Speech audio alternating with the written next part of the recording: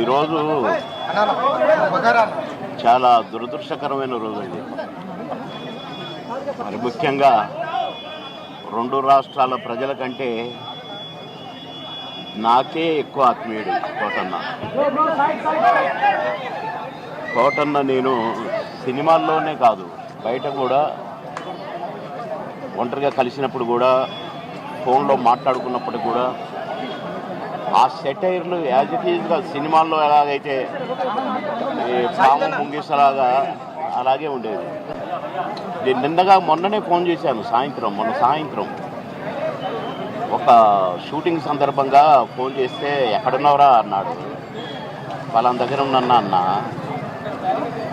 అరే ఎప్పుడు వస్తావు అంటే రేపు వస్తాన్నా అన్న. అంటే చాలా బాగా మాట్లాడాడు. మామూలు జోక్ ఆ సార్లేవో ఇవన్నీ ఉంటాయి కదా మావి. ఆ సెటైర్లతోనే మాట్లాడుకున్నాము ఒక 2 నిమిషాలు.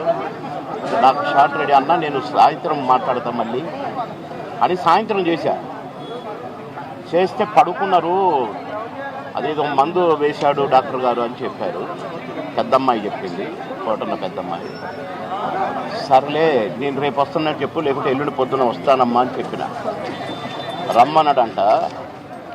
కానీ ఈయన వచ్చేసరికి ఆయన లేడండి, వెళ్ళిపోయాడు.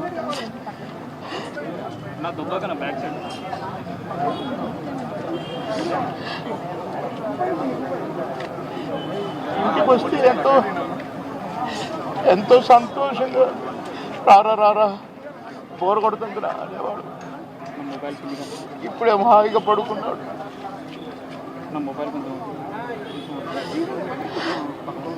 సొంత అన్నదమ్ముడు, కోటన్నకు తమ్ముడు ఉన్నాడు, కానీ నేనే అసలు తమ్ముడుగా ఫీల్ అయ్యేవాడు. ఎన్నోసార్లు ఒకే ప్లేట్లో భోజనం చేశాం. అన్నం ముద్దలు కలిపి పెట్టేవాడు నాకు. తినబాయ్, టైం తక్కువదిరా అని అనేవాడు.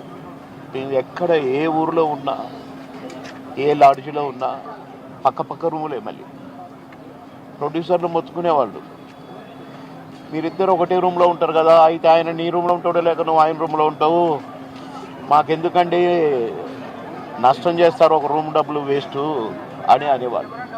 అదే ఇదే అని చెప్పేవాళ్ళం. అట్లా ఎన్నో సందర్భాలు.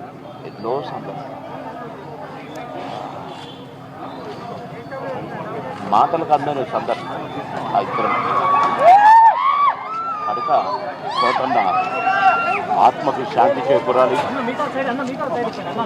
ఆ కోటన్న కుటుంబానికి ఆత్మశాంతి కలగాలి.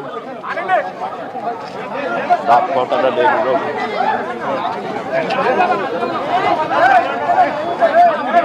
కోటన్న మనవళ్ళు అన్నకు శాంతి, ఆత్మకు శాంతి కలగాలి.